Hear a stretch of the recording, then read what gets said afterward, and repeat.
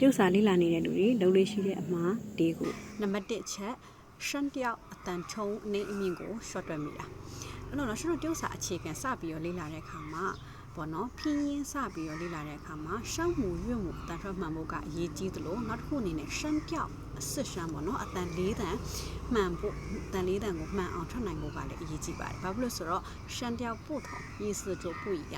အတန်အနှိမ့်အမြင့်တစ်ခုချင်းစီမှာတော့ကျွန်တော်အတိတ်ပဲတစ်ခုစီရှိတယ်အဲဒါကြောင့်မလို့အတန်အနှိမ့်အမြင့်တစ်ချက်လွဲသွားတာနဲ့တော့ကျွန်တော်ကအတိတ်ပဲလွဲသွားမှာပေါ့နော်ဥပမာဆိုလို့ရှိရင်တော့ကျွန်တော်ရှူးမှာရှူးဒီရှမ်းနဲ့ရှူးဆိုရင်စာအုပ်ဖြစ်ပြီးတော့စစ်ရှမ်းနဲ့ရှူဆိုရင်အပင်ဖြစ်သွားတယ်အဲဒါကြောင့်မလို့ကျွန်တော်အသက်တစ်ချက်လွဲသွားတာနဲ့ကိုဆိုလိုချင်တဲ့အတိတ်ပဲကချော်သွားမှာပေါ့နော်အဲဒါကြောင့်မလို့ကျွန်တော်ဒီရှမ်းတယောက်ကို short တက်လို့မရဘူးသူ့ကိုတည်ချာချာလေးလေ့ကျင့်တယ်နံပါတ်2အချက်တရုပ်စလုံးတွေကိုဒီတိုင်းကြီးအလွတ်ကျက်တာ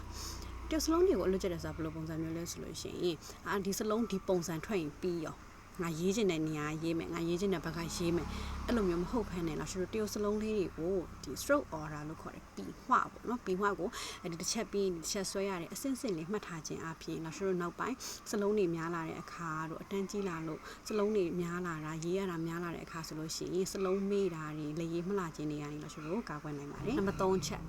စကားပြောလေ့ကျင့်မှုကိုမေ့တာများသောအားဖြင့်ဒီပြဿနာကတော့ကျွန်တော် 4 scale တင်တဲ့ကလေးတွေမှာများသောအားဖြင့်တွေ့ရတတ်တယ်ပေါ့နော်ကျွန်တော် 4 scale သမားတွေကြတော့ဒီ handset တွေမှတ်မိဖို့အတွက်များများရေးရတယ်လို့ရှိရင်ဖတ်နိုင်ဖို့အတွက်စူးစမ်းရတဲ့အခါကျတော့ကလေးတွေကဒီပေါ့နော်ရေးတာနဲ့ဖတ်တာကိုပဲအရန်အာရုံစိုက်ပြီးတော့ listening နဲ့ speaking skill ကိုလေ့လို့ရှုမိတတ်ကြတယ်ပေါ့နော်အဲ့ခါကျတော့ဒီရေးတာနဲ့ဖတ်တာကျတော့ရပြီးတော့ကျမကတော့မပြောနိုင်ဘူးလို့ဘာလို့အဲ့လိုမျိုးပြဿနာလေးတက်လာကြတယ်ပေါ့နော်အဲ့ပြဿနာကိုဖြေရှင်းဖို့အတွက်ကတော့ကျွန်တော်အနေနဲ့ဒီရေးတာနဲ့ဖတ်တာအပြင်ကိုမှကျွန်တော်ဒီအချိန်အားတဲ့ခါမှာတရုတ်ကားလေးတွေကြည့်ပေးတာတရုတ်ချင်းလေးတွေလိုက်နားထောင်တာလိုက်ဆိုတာမျိုးလုပ်ပေးခြင်းအပြင် listening နဲ့ speaking skill အားနေသွားတာကိုလို့ကျွန်တော်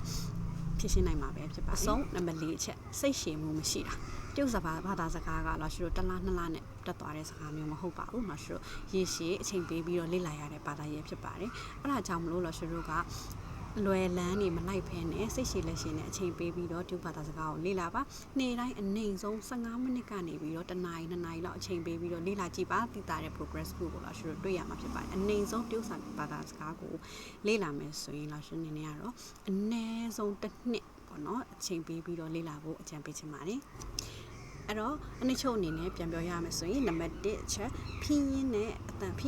ထွက်အပြင်ကိုမှလို့ရှိတော့အတန်ထုံးအနေမြင့်ရှမ်းတယောက်လေးတွေကိုအသေးချာအာရုံစိုက်ပြီးတော့လေ့လာမယ်ပြီးလို့ရှိရင်နံပါတ်2အချက်အနေနဲ့စလုံးရေးတဲ့အခါမှာဒီဖင်းဟွာဆွဲချက်လေးတွေကိုသေချာချာတစ်စင်ချင်းစီမှတ်ပြီးတော့ရေးမယ်လို့ရှိရင်နံပါတ်3အချက်အနေနဲ့ဆိုလို့ရှိရင်เนาะ speaking နဲ့ listening လေးကိုလည်းချမ်းမထားဘဲနဲ့အချိန်လေးပေးပြီးတော့ပုံမှန်လေးလေ့ကျင့်မယ်နောက်ဆုံးအဆင့်အနေနဲ့ကကျတော့အခြေခံကနေစပြီးတော့ဖြည်းဖြည်းချင်းစီစိတ်ရှည်လက်ရှည်လေးနဲ့တက်မယ်စိတ်မမြန်မာနဲ့မလောပါနဲ့အချိန်မီပေးပြီးတော့လေ့လာကြည့်ပါဒါဆိုလို့ရှိရင်တော့ကျွန်တော်သိတာတဲ့ result လေးတွေကိုရရှိမှာပဲဖြစ်ပါတယ်ဒီအချက်လေးတွေကိုသတိထားမယ်ဆိုလို့ရှိရင်တရုတ်စာလေ့လာတဲ့နေရာမှာအမှားနေပြီးတော့ကိုလိုချင်တဲ့ progress တစ်ခုကိုပေါ့နော်တော်တော်အချိန်တော်တော်နဲ့ရရှိလာမှာပဲဖြစ်ပါတယ်